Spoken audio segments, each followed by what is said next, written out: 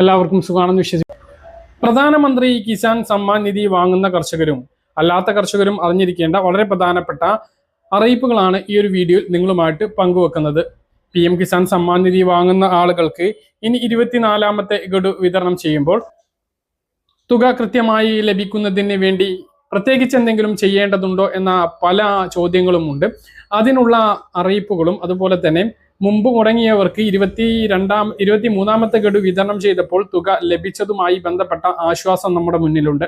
അപ്പോൾ PM കിസാൻ സമ്മാൻ നിധിയുമായി ബന്ധപ്പെട്ട ഏറ്റവും പ്രധാനപ്പെട്ട അറിയിപ്പുകളും അതോടൊപ്പം തന്നെ കർഷകർക്ക് കൃഷി നഷ്ടം ഇല്ലാതിരിക്കാൻ കേന്ദ്ര സർക്കാരിന്റെ ഏറ്റവും പദ്ധതിയായിട്ടുള്ള ഫസൽ ബീമാ യോജന പദ്ധതിയെക്കുറിച്ചുമാണ് പറയുന്നത്. ആദ്യം ഈ പദ്ധതിയെക്കുറിച്ച് തന്നെയാണ് പറയുന്നത്. ശേഷം PM കിസാൻ സമ്മാൻ നിധിയുടെ മറ്റ് വിവരങ്ങൾ പറയാം.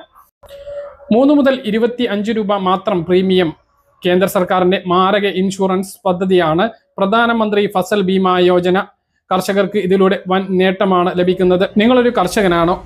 മഴക്കാലത്തെയോ വേനൽക്കാലത്തെയോ കൃഷിനാശമുണ്ടാകുന്ന മറ്റെന്തെങ്കിലും പ്രശ്നങ്ങളെയോ പേടിയുണ്ടോ? പ്രകൃതിയുടെ അപ്രതീക്ഷിതമായിട്ടുള്ള വ്യതിയാനങ്ങൾ നിങ്ങളുടെ ഭാവിയെ ബാധിക്കാതിരിക്കാൻ ഒരു വിള ഇൻഷുറൻസ് ഉറപ്പാക്കേണ്ടതുണ്ട്. വിയർപ്പൊഴുക്കിയ മണ്ണ് ഒലിച്ചു പോകുമ്പോൾ കർഷകന് തണലേകാൻ പ്രധാനമന്ത്രി ഫസൽ ബീമാ യോജനയ്ക്ക് കഴിയും. പറഞ്ഞു വരുന്നത് കേന്ദ്ര സർക്കാരിന്റെ കാലാവസ്ഥാധിഷ്ഠിത വിള ഇൻഷുറൻസ് പദ്ധതിയെക്കുറിച്ചാണ്. കുറഞ്ഞ പ്രീമിയത്തിൽ വാഴ, നെല്ല്, കപ്പ, പച്ചക്കറി എന്നീ കൃഷികൾക്ക് മികച്ച പരിരക്ഷ ഉറപ്പാക്കുന്ന ഈ ഇൻഷുറൻസ് പദ്ധതിയെക്കുറിച്ച് മലയാളികൾ അറിഞ്ഞിരിക്കേണ്ടത് വളരെയധികം പ്രധാനപ്പെട്ട കാര്യമാണ്. ആദ്യം പ്രധാനമന്ത്രി ഫസൽ ബീമാ യോജന എന്താണെന്ന് നോക്കാം. പ്രകൃതിക്ഷോഭങ്ങൾ, രോഗബാധ, കീടങ്ങളുടെ ആക്രമണം തുടങ്ങിയവ മൂലം വിളനാശമുണ്ടാകുന്ന കർഷകർക്ക് സാമ്പത്തിക സുരക്ഷിതത്വം ഉറപ്പാക്കുന്നതിനായി കേന്ദ്ര സർക്കാർ ആരംഭിച്ച വിള ഇൻഷുറൻസ് പദ്ധതിയാണിത്. വളരെ കുറഞ്ഞ പ്രീമിയം നിരക്കിൽ കർഷകർക്ക് സമഗ്രമായ ഇൻഷുറൻസ് പരിരക്ഷ ഇവിടെ ലഭിക്കുന്നതാണ്. നഷ്ടങ്ങൾക്കുപരി ഒരു നിശ്ചിത പ്രദേശത്തെ, അതായത് പഞ്ചായത്ത് അല്ലെങ്കിൽ ബ്ലോക്ക് പഞ്ചായത്ത് അടിസ്ഥാനത്തിലാണ് പൊതുവെ ഈ പദ്ധതി പ്രവർത്തിക്കുന്നത്. ഒരു പ്രദേശത്ത് ശരാശരി വിളവ് നിശ്ചയിച്ച പരിധിയേക്കാൾ കുറവാണ് എന്ന് കണ്ടെത്തിയാൽ ആ പ്രദേശത്തെ ഇൻഷുറൻസ് എടുത്ത എല്ലാ കർഷകർക്കും നഷ്ടപരിഹാരം ലഭിക്കും എന്നുള്ള പ്രത്യേകത കൂടി പദ്ധതിക്കുണ്ട്. അതോടൊപ്പം ഉരുൾപൊട്ടൽ, ആലിപ്പഴ വർഷം, വെള്ളപ്പൊക്കം തുടങ്ങിയ പ്രാദേശിക ദുരന്തങ്ങൾ മൂലം വ്യക്തിഗതമായ കൃഷിനാശം ഉണ്ടായാലും നിങ്ങൾക്ക് ഇൻഷുറൻസ് പരിരക്ഷ ലഭിക്കും. പക്ഷേ ഇത്തരം കേസുകളിൽ 72 മണിക്കൂറിനകം ബന്ധപ്പെട്ട വകുപ്പുകളിൽ റിപ്പോർട്ട് ചെയ്യണം എന്നുള്ളത് മാത്രമാണ് നിബന്ധനയായുള്ളത്. തുറന്ന പരിശോധനകൾക്ക് ശേഷമായിരിക്കും ഇൻഷുറൻസ് തുക ലഭ്യമാക്കുക.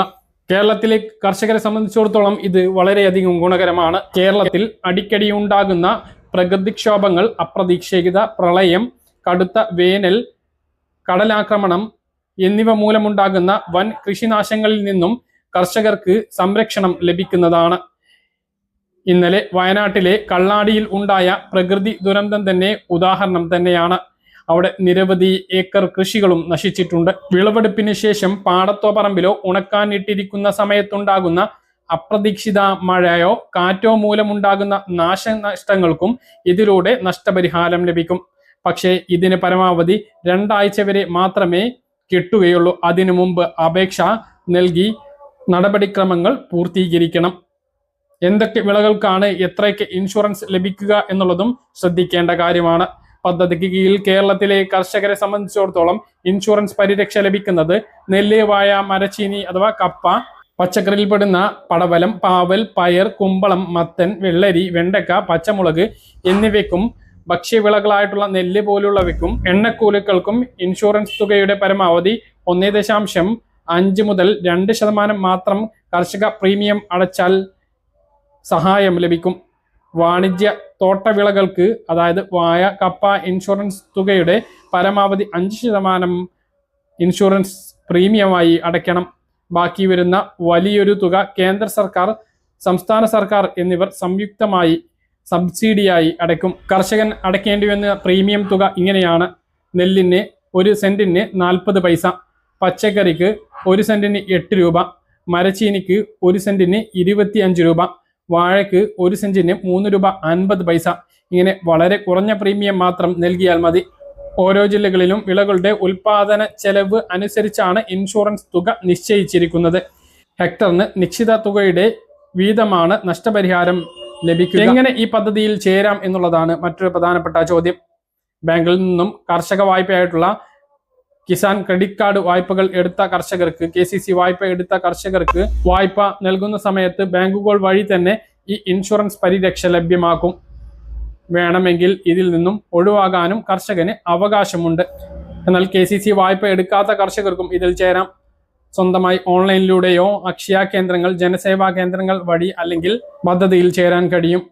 ഔദ്യോഗിക പോർട്ടലായ pmfby.gov.in എന്ന വെബ്സൈറ്റിലൂടെയാണ് സ്വന്തമായി രജിസ്ട്രേഷൻ നടപടികൾ, അതുപോലെ തന്നെ പ്രീമിയം അടയ്ക്കാനും കഴിയുക.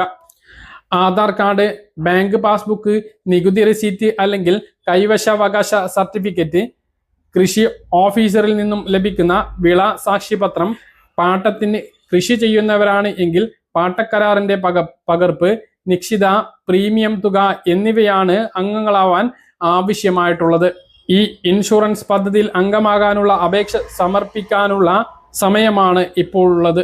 ഓരോ സീസണിലും ഇൻഷുറൻസിൽ ചേരുന്നതിന് സർക്കാർ കൃത്യമായ അവസാന തീയതികൾ പ്രഖ്യാപിക്കാറുണ്ട്. ഈ സമയപരിധിക്കുള്ളിൽ തന്നെ അപേക്ഷ സമർപ്പിക്കണം. അപേക്ഷയിൽ രേഖപ്പെടുത്തുന്ന സർവേ നമ്പറും കൃഷി അടയാളത്തിന്റെ വിസ്തീർണവും കൃത്യമായിരിക്കണം. തെറ്റായ വിവരങ്ങൾ നൽകിയാൽ ക്ലെയിം ലഭിക്കുന്നത് തടസ്സപ്പെടാം.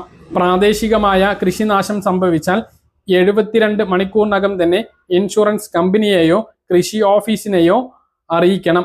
ഹെൽപ്പ് ലൈൻ നമ്പറായിട്ടുള്ള 14447 എന്ന നമ്പറിലും ഇത് സംബന്ധിച്ച് വിളിക്കാവുന്നതാണ്. കൂടുതൽ വിവരങ്ങൾക്ക് നിങ്ങളുടെ പഞ്ചായത്ത്, കൃഷി ഭവൻ, വാർഡ് മെമ്പർ എന്നിവരുമായിട്ട് ബന്ധപ്പെടാവുന്നതുമാണ്. അപ്പോൾ ഇതാണ് ഫസൽ ബീമ യോജനയുമായി ബന്ധപ്പെട്ട വിവരങ്ങൾ. മറ്റ് അറിയിപ്പുകൾ നോക്കുകയാണ് എങ്കിൽ PM കിസാൻ സമ്മാൻ നിധിയുടെ 23ാമത്തെ ഗഡുവിന്റെ വിതരണം ചെയ്തു. പല ആളുകൾക്കും ഒരു പ്രശ്നവും ഇല്ലാതെ 22ാമത്തെ ഗഡുവൊക്കെ മുടങ്ങിയിരുന്നു. അങ്ങനെയുള്ളവർക്കും 23ാമത്തെ ഗഡു വിതരണം ചെയ്തപ്പോൾ തുക ലഭിച്ചിട്ടുണ്ട്. ഇനി 24ാമത്തെ തുക ലഭിക്കുന്നതിന് മുമ്പായിട്ട് KYC KYC അപ്ഡേഷൻ വന്നിട്ടുള്ളവർ അത് ചെയ്യുക, സ്റ്റാറ്റസ് പരിശോധിക്കുക. ഇനി പെട്ടെന്ന് ധൃതിപ്പെട്ട് ചെയ്യേണ്ടതില്ല, കാരണം താമസം ഉണ്ട്. ഇപ്പോഴും, അതായത് ജൂലൈ മാസത്തെ തുക കൂടിയാണ് കഴിഞ്ഞ മാസം വിതരണം ചെയ്തത്. ഇനി ഓഗസ്റ്റ്, സെപ്റ്റംബർ, ഒക്ടോബർ, നവംബർ മാസത്തെ തുകയാണ് ലഭിക്കേണ്ടത്. അത് ഒക്ടോബറിലോ നവംബറിലോ ആയിരിക്കും ലഭിക്കുക. അപ്പോൾ അതിന് മുമ്പ് ചെയ്താൽ മതി. KYC ഒക്കെ ആ സമയത്ത്, ഇപ്പോൾ വന്നിട്ടില്ല എങ്കിലും ആ സമയത്തൊക്കെ സ്റ്റാറ്റസ് പരിശോധിച്ച് കൃത്യമായിട്ട് നടപടികൾ പൂർത്തീകരിക്കുക. അതുപോലെ തന്നെ അഗ്നിചാർക്ക് കർഷക രജിസ്ട്രേഷൻ നടപടികൾ പൂർത്തീകരിക്കാത്തവർ അത് ചെയ്യുകയും കർഷക ID വേണ്ടി അപ്ലൈ ചെയ്യുകയും ചെയ്യണമെന്ന് കൂടി ഓർമ്മിപ്പിക്കുകയാണ്. കൃത്യമായിട്ട് മനസ്സിലാണെന്ന് കരുതുന്നു. ഇതുപോലുള്ള ഇൻഫർമേഷൻ ലഭിക്കാൻ ചാനൽ സബ്സ്ക്രൈബ് ചെയ്യുക, ബെൽ ഐക്കൺ എനേബിൾ ചെയ്ത് വെക്കുക. മറ്റൊരു വീഡിയോയുമായി നമുക്ക് വീണ്ടും കാണാം. ദൂരേക്കും ബൈ.